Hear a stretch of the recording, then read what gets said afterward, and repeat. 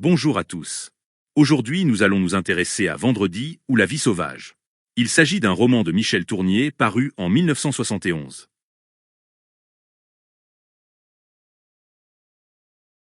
Le 29 septembre 1759, Robinson est à bord de la Virginie. Le bateau se situe à 600 km des côtes du Chili. Une tempête éclate, mais personne ne s'inquiète car le bateau possède une stabilité extraordinaire. Robinson a laissé à York sa famille afin d'explorer l'Amérique du Sud dans le but d'organiser des échanges commerciaux entre son pays et le Chili. Le soir, Robinson et le capitaine du navire sont en train de jouer aux cartes. Le bateau subit des chocs et une vague croule sur le pont. Robinson reprend connaissance sur une plage. Au loin se trouve l'épave de la Virginie. Robinson entre dans la forêt. Il rencontre un bouc qui l'assomme à l'aide d'une souche. Plus loin, il trouve une grotte. En haut du plus haut rocher, il se rend compte qu'il a échoué sur une île déserte. Il trouve une espèce d'ananas qu'il mange, puis s'endort. Après s'être réveillé, Robinson décide de se diriger vers le rivage. Il se dit que sa situation n'est pas si dramatique que ça. En chemin, il récupère le bouc mort. Sur la plage, il fait cuire un morceau de viande. Il pense que l'épave et le feu qu'il veut entretenir pourront attirer l'attention d'un équipage dans le cas où un navire passe à proximité. Robinson prépare des signaux qu'il allumera le moment venu afin d'être visible. Il se nourrit de ce qu'il trouve. Après qu'il se soit débarrassé de la carcasse du bouc, les vautours le suivent afin de profiter d'une autre aubaine. Robinson veut construire un bateau pour rejoindre le Chili. Il construit un radeau et se déplace jusqu'à l'épave. À bord, il trouve de la nourriture, différents objets, une Bible et des tonneaux d'explosifs qu'il ramène sur l'île. Il entreprend la construction de son bateau qu'il nomme l'Évasion. Il débute les travaux de son navire. Malgré les déconvenues, il continue son travail. Ce qui manque le plus à Robinson est une scie. Un jour, Robinson entend quelqu'un en train de scier. En s'approchant du bruit, il découvre qu'il s'agit d'un crabe qui est en train de scier avec ses pinces une noix de coco. Il fabrique sa propre glu et l'applique sur la coque de son bateau. L'évasion est terminée. Cependant, Robinson ne parvient pas à traîner son bateau sur l'herbe et sur le sable. Il aurait dû construire son navire directement sur la plage. Il renonce à son projet. Quand il fait chaud, les sangliers et les pécaris ont l'habitude de s'enfouir dans la boue des marécages. Robinson décide de faire de même. Il y passe des journées entières. Quand il fait cela, il revit certains moments de son passé. Un jour, il voit un navire aller droit sur l'île. Robinson met le feu à un signal qu'il avait préparé. Le bateau change de direction et longe la plage. Bien qu'il y ait de nombreuses personnes à bord, personne ne semble remarquer Robinson. Celui-ci se jette à l'eau.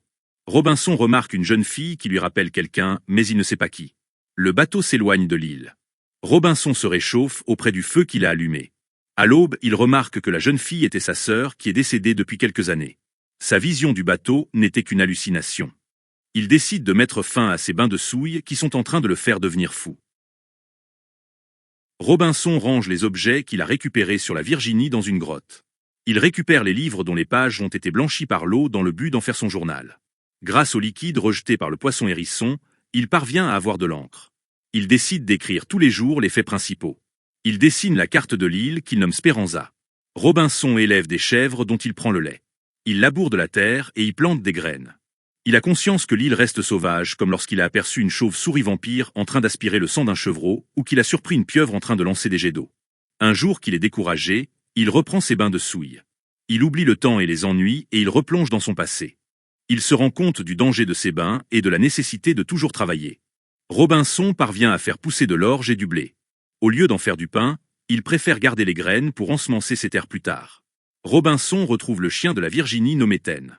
Cette découverte le pousse à construire sa propre maison. Il fabrique une horloge à partir d'une bonbonne percée et d'eau qui fuit. Il utilise une sorte de calendrier en repartant de zéro. Au bout du 1000e jour de son calendrier, Robinson décide de créer des lois.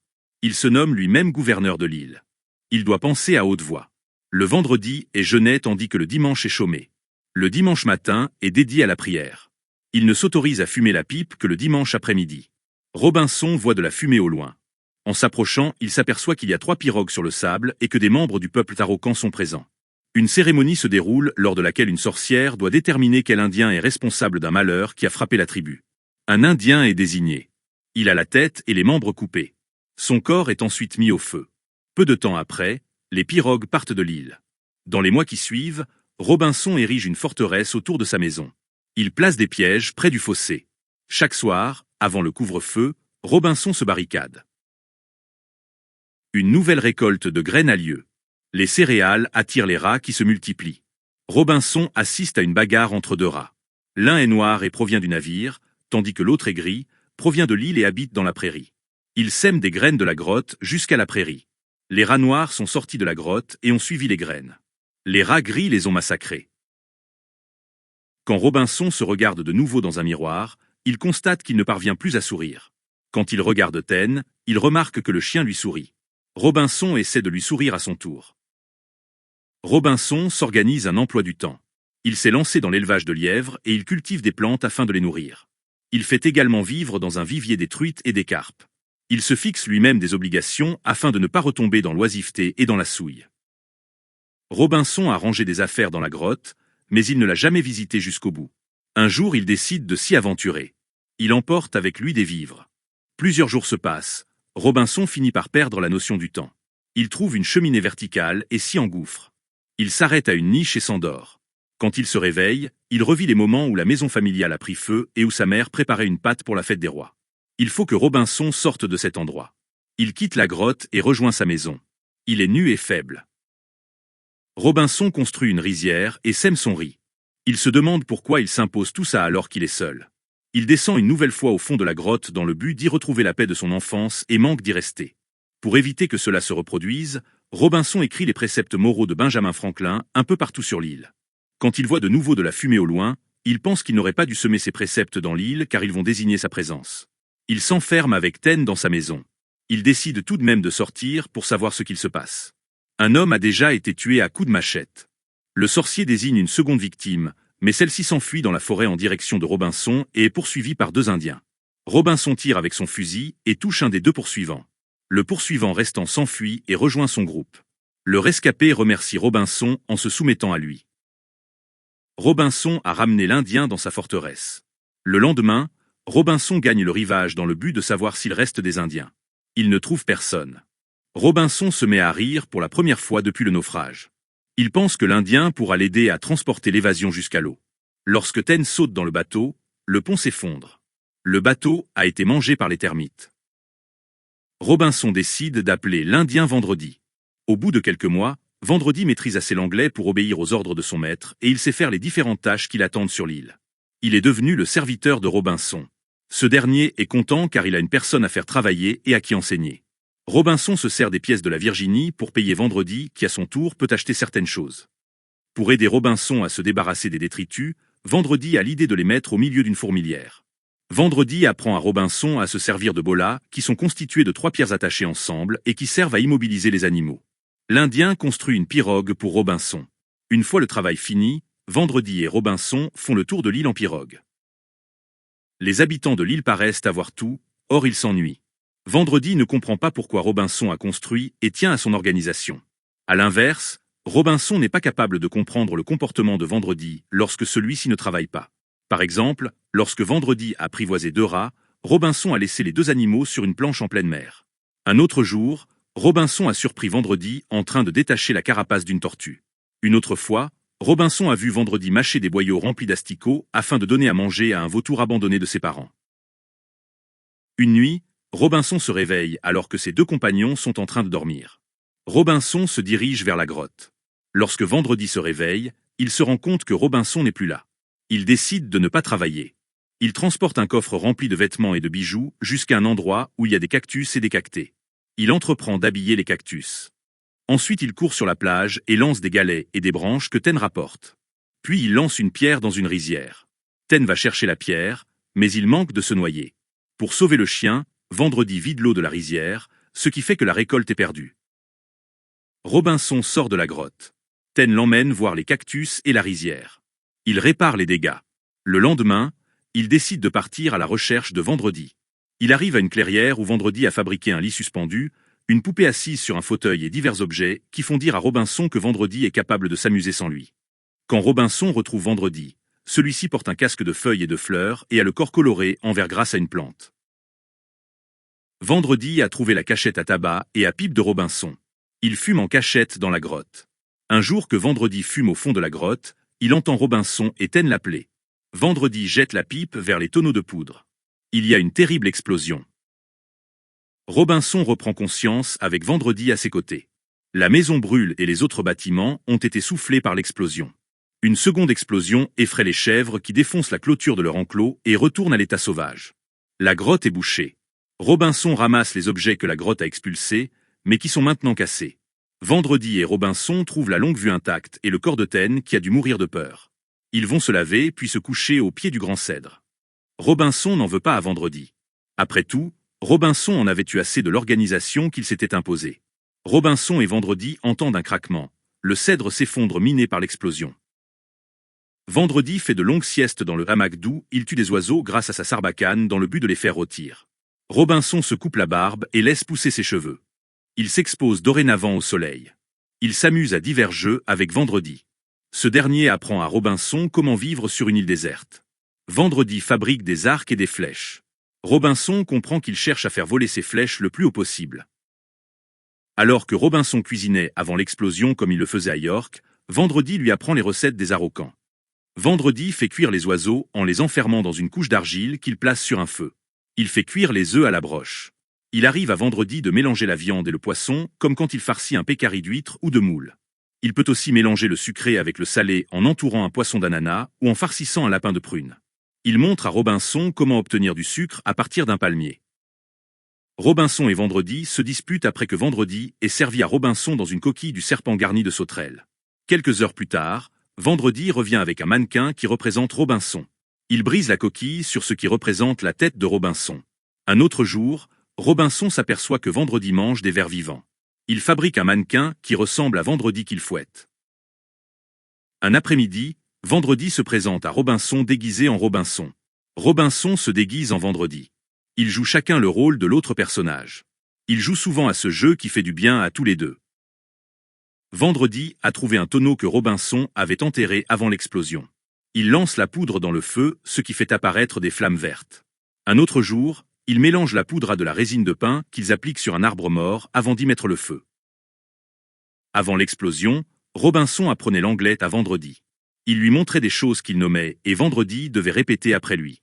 Après l'incident, lorsque Vendredi a pris un papillon blanc pour une marguerite, Robinson ne l'a pas corrigé. Un autre jour, Vendredi fait le lien entre la lune qui peut être comparée à un galet du ciel et un galet qui peut être la lune du sable. Plus tard, Vendredi compare la pluie à des pleurs. Ils jouent tous les deux au portrait araucan en 5 touches. Le jeu consiste à donner 5 descriptions de quelque chose et de faire deviner de quoi il s'agit à l'autre joueur. Vendredi est réveillé par la voix de Robinson. Il se rend compte que Robinson n'est pas là et que c'est un perroquet qui a parlé. Vendredi trouve les nids des oiseaux et les montre à Robinson. Les perroquets répètent tout ce que dit Robinson. Vendredi et Robinson s'enfuient, mais partout où ils vont il y a un perroquet qui répète leurs phrases. Vendredi remarque qu'il parle trop et que chez les Araucans plus on est sage, moins on parle. Il apprend à Robinson des signes de la main qui signifient certaines choses. Vendredi et Robinson restent silencieux plusieurs semaines. Après le départ des perroquets, ils peuvent se remettre à parler. Les chèvres sont redevenues sauvages et vivent dans des groupes dirigés par des boucs. Il existe un roi bouc nommé Andoar. Il arrive que Vendredi se batte contre les boucs et marque d'un collier ceux qu'il a vaincus. Un jour, Vendredi trouve une petite chèvre à la jambe cassée qu'il nomme Anda. Vendredi a essayé de mettre la jambe de l'animal dans des attelles, mais Anda ne supporte pas l'appareil et s'en débarrasse. Vendredi a immobilisé la bête durant 3 semaines, puis lui a appris à remarcher. Cela fonctionne, mais la chèvre ne mange que ce que Vendredi lui donne. Vendredi et Anda deviennent inséparables. Vendredi dit à Robinson qu'Anda est libre puisqu'il la laissera partir quand elle le voudra. Une nuit, Vendredi voit le roi des boucs Andoar s'approcher. La chèvre veut le rejoindre, mais Vendredi l'en empêche. Le lendemain, Vendredi va trouver Andoar dans le but de se battre avec lui. Cependant le bouc le fait tomber d'un rocher et le fait atterrir dans les épines et les houx. Vendredi garde plusieurs jours le hamac. Un matin, Vendredi remarque qu'Anda a disparu. Il veut sa revanche. Il trouve le bouc accompagné de la petite chèvre. Alors que Vendredi le cherche, le bouc fonce sur lui, le blesse à l'épaule droite et le fait tomber par terre. Après s'être évanoui, Vendredi parvient à se placer sur l'animal en se tenant aux cornes. Andoar veut se débarrasser de Vendredi, mais il n'y arrive pas. Tous les deux tombent dans le vide. Robinson a vu la lutte grâce à sa longue vue. Arrivé sur place, Robinson trouve le corps d'Andoar et Vendredi vivant accompagné de la chèvre. Quelques jours plus tard, Vendredi place la tête d'Andoar dans une fourmilière et travaille la peau de l'animal. Son but est de faire voler Andoar. Robinson a le vertige. Pour s'en défaire, il monte chaque matin dans un arbre. Ce matin-là, il monte dans un des plus grands arbres de l'île. Après avoir regardé ses pieds, il comprend qu'il faut regarder en haut et non en bas. En regardant le ciel, il aperçoit la peau d'Andohar que Vendredi est en train de faire voler. Vendredi s'est servi de la peau d'Andohar pour en faire un cerf-volant. Robinson rejoint Vendredi. Ce denier à la corde du cerf vole attaché à une cheville et mime la danse d'Andohar dans le ciel. L'après-midi est consacré à la pêche au cerf-volant. Cette pratique consiste à attacher la corde du cerf-volant à la pirogue et de laisser derrière la pirogue une ligne ayant au bout un hameçon. Dès que le cerf-volant s'agite, cela signifie qu'un poisson a mordu. Le soir, Vendredi attache Andohar à un poirier. La deuxième nuit, par manque de vent, le cerf-volant tombe à terre. Vendredi ne parvient plus à le faire voler. Il finit par l'oublier, mais il se souvient de la tête du bouc qu'il a laissée dans la fourmilière. Vendredi récupère la tête du bouc nettoyée par les fourmis. Il veut faire chanter Andohar. Vendredi fabrique à partir de la tête de l'animal une harpe éolienne, qui est un instrument qui est censé faire du bruit uniquement grâce au vent. Lors d'une tempête, Vendredi vient chercher Robinson et lui fait assister au spectacle musical. Vendredi aperçoit un point blanc à l'horizon. De suite, il prévient Robinson. Vendredi voit, grâce à la longue vue, qu'il s'agit d'une goélette et qu'elle se dirige droit sur l'île. Robinson reconnaît le drapeau anglais. Les hommes vont à terre. Robinson demande quel jour on est. Le commandant lui répond le samedi 22 décembre 1787. Robinson a passé 28 ans dans l'île et il a maintenant 54 ans. Il se rend compte qu'il a l'âge d'être un vieux bonhomme, alors que sur l'île il se sent de plus en plus jeune. Il décide de mentir au capitaine en lui disant qu'il ne se souvient plus de la date de son naufrage. Les hommes du navire lui paraissent brutaux et cruels. Ils mutilent les arbres, massacrent les bêtes, brûlent la prairie et se bagarrent pour des pièces d'or. Le second du capitaine apprend à Robinson la traite des Noirs. Le capitaine lui parle de façon légère d'un bateau français qu'il a fait couler. Il invite Robinson à déjeuner à bord avec lui. Robinson se rend compte que Vendredi est heureux sur la goélette. Robinson aperçoit un mousse nommé Jean qui est un enfant de 12 ans qui a été battu à cause de ses erreurs. Lors du repas, Robinson remarque qu'il a du mal à venir à bout des nourritures des marins qui lui paraissent lourdes, indigestes et trop épicées. Il décide de ne pas retourner à la civilisation et de rester sur l'île. Le capitaine lui offre une yole. Le soir venu, Robinson et Vendredi regagnent l'île. Le lendemain matin, lorsqu'il se lève, Robinson s'aperçoit que la goélette n'est plus là. Peu de temps après, il constate la disparition de Vendredi, qui est sûrement monté sur le navire. Cette absence bouleverse Robinson. Ce dernier s'apprête à retourner au fond de la grotte quand il aperçoit Jean le Mousse.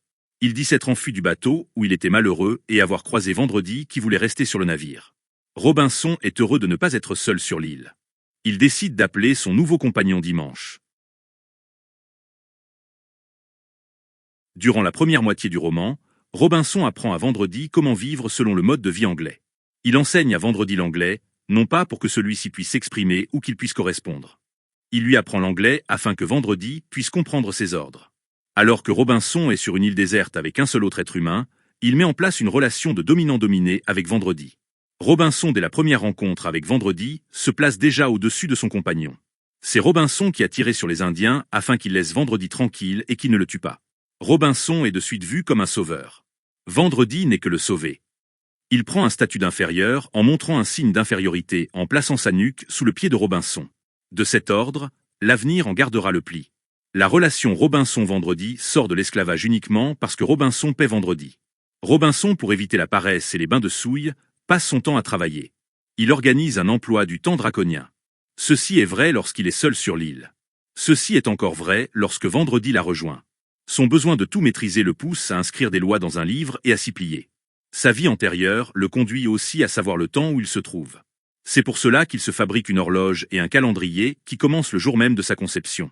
Quand plus tard, il apprendra qu'il est resté 28 ans sur l'île, il en sera étonné. Quand Robinson expérimentera la vie sauvage, il perdra la notion du temps. Dans les premiers moments, Robinson vit comme il vivait avant. Il ramène avec lui des objets de la Virginie et tente de conquérir la nature avec ce qu'il reste de sa civilisation. Grâce à ces objets, il continue son mode de vie à l'européenne. Il s'habille, il fume, il prie, il écrit sur un livre, il a un chien, il a besoin de tout nommer, il se construit une maison. Après que Robinson ait amené Vendredi dans sa maison, la place de chacun est importante. Robinson dort dans un lit et Vendredi dort par terre, près de la porte avec le chien.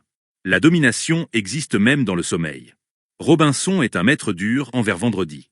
Lorsque les deux personnages jouent le rôle de l'autre personnage dans le chapitre 24, on s'aperçoit que ce qu'a retenu Vendredi de Robinson est sa dureté. Lorsque dans le chapitre 23, Robinson représente en mannequin Vendredi, Robinson fouette la représentation. Une fois guidé dans la vie sauvage, Robinson reconnaît lui-même avoir été dur envers Vendredi. Robinson s'autodéclare gouverneur de l'île et général. Il s'autodéclare également maître de Vendredi. Il a un esprit cartésien, si bien que selon lui, il faut appeler une chose par son nom. Quand Robinson renonce à corriger Vendredi lorsqu'il appelle un papillon blanc une marguerite, nous comprenons qu'il a lâché du lest.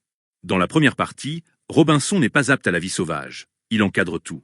Pour faire son élevage de chèvres, il les enferme dans un enclos. Pour faire ses récoltes, il laboure la terre et ensemence.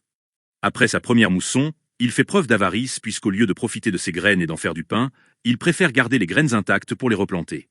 Par ailleurs, Robinson sera choqué quand après l'explosion, Vendredi répand les graines restantes n'importe comment sur la terre.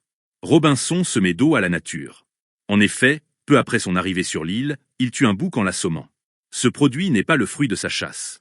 Il a seulement abusé du pouvoir qu'il avait sur un animal qui n'avait pas peur car il n'avait jamais vu d'être humain. C'est la même chose avec la chasse aux rats. L'activité de Robinson, qui consiste à amasser des graines dans une grotte et qui est une activité de personnes civilisées, attire les rats. Robinson a dû faire preuve d'ingéniosité pour s'en débarrasser. Quand il construit son bateau, il a bien du mal en grande raison parce qu'il lui manque une scie.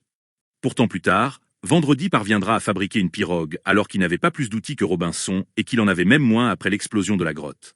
Robinson conçoit parfois de la jalousie envers Vendredi. C'est le cas lorsque Vendredi s'attache avec les animaux. Robinson parvient à être jaloux de la relation Ten-Vendredi. Quand Vendredi s'attache à deux rats, Robinson place les animaux sur une planche au milieu de la mer dans le but de s'en débarrasser. Lorsque Robinson découvre les installations construites par Vendredi dans la clairière, il se rend compte que son serviteur est capable de s'amuser sans lui, comme si cette chose qui n'est pourtant pas étonnante était surprenante. Robinson est incapable de comprendre Vendredi. Il ne comprend pas la sauvagerie que Vendredi peut avoir envers certains animaux, comme lorsqu'il le voit forcer une tortue à quitter sa carapace. Il ne comprend pas aussi lorsque Vendredi fait preuve de gentillesse envers les animaux. Par exemple, Robinson pense que la meilleure chose à faire pour la chèvre est de la tuer puisqu'elle a la jambe cassée. Cependant, Vendredi parvient à guérir l'animal. À une échelle plus grande, Robinson est également incapable de comprendre le fonctionnement des sociétés des Araucans. Ainsi, il est scandalisé lorsqu'il assiste par 2 fois à la désignation et au massacre d'un membre de la tribu. L'élément central de ce roman est l'explosion de la grotte. C'est central. Tout d'abord car cet événement se situe au milieu du roman. C'est également central, car c'est à ce point que la vie de Robinson bascule. Il passe de la vie civilisée à la vie sauvage. N'ayant quasiment plus d'affaires provenant de la Virginie, Robinson doit se résoudre à vivre une vie sauvage. Lorsque Vendredi achève de détruire les objets de la grotte, il marque un tournant dans sa vie et dans la vie de Robinson. Dès la première nuit, les rapports Robinson-Vendredi ont changé. En effet, cette fois-ci Vendredi et Robinson dorment tous les deux à terre. Ils sont maintenant à égalité. Alors qu'auparavant Vendredi apportait peu de nouveautés à Robinson, il se montre maintenant particulièrement ingénieux. Entre autres, il fabrique des arcs et une pirogue, fait la cuisine sans poêle ni casserole, il crée des jeux. C'est maintenant Vendredi qui mène le jeu. Le titre Vendredi ou la vie sauvage prend alors tout son sens. Le rapport maître et élève sont inversés. Robinson commence à prendre conscience qu'il a traité injustement Vendredi avant l'explosion. Robinson renonce à son organisation cauchemardesque. Plusieurs signes démontrent que Robinson n'était pas fait pour suivre une ligne de vie aussi droite. Tout d'abord, Robinson prenait des bains de boue qui le faisaient entrer dans un état second puisqu'il n'avait plus la notion du temps qui passait et qu'il oubliait ses soucis. Ensuite, Robinson aimait se réfugier au fond de la grotte dans une cavité où il revivait des instants de son passé. Si Robinson change après l'explosion, c'est également le cas de Vendredi. En effet, lors de l'épisode des perroquets qui répètent tout ce qu'ils disent, Vendredi se rend compte qu'il parle de trop. Suivant un précepte des Araucans qui spécifie que plus on est sage, moins on parle, Vendredi se mettra à moins parler et à utiliser la langue des signes. Vendredi n'est pas parfait et il arrive aussi d'être injuste. Ainsi, après avoir dit à Robinson que sa chèvre est libre puisqu'il la laissera partir quand elle le voudra, Vendredi retient l'animal qui voulait s'en aller avec le bouc.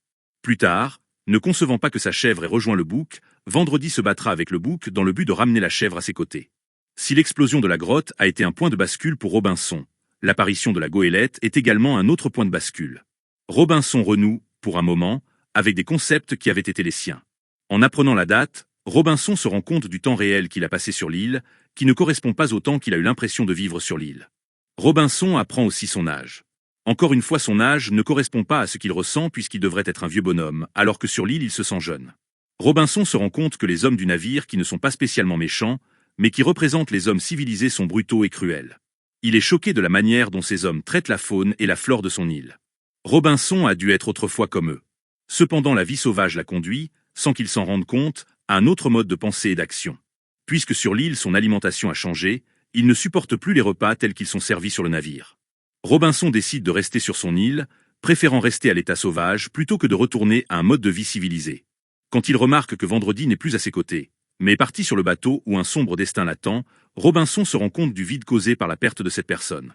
Son désir de retourner dans la grotte ressemble à la volonté de mettre fin à ses jours. Seule la présence du mousse lui permet de reprendre espoir.